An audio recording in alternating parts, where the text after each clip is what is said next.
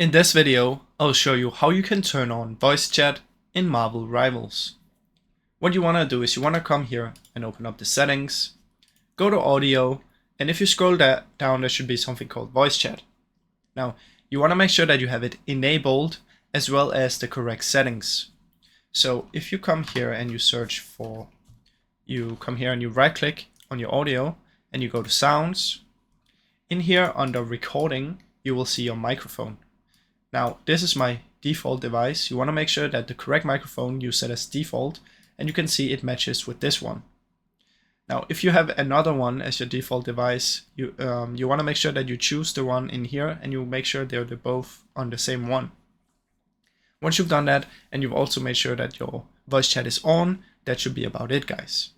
Now it's really simple, so I really hope you enjoyed this video. If you did, please leave a like and subscribe, as it helps me out a ton. Thank you so much for watching.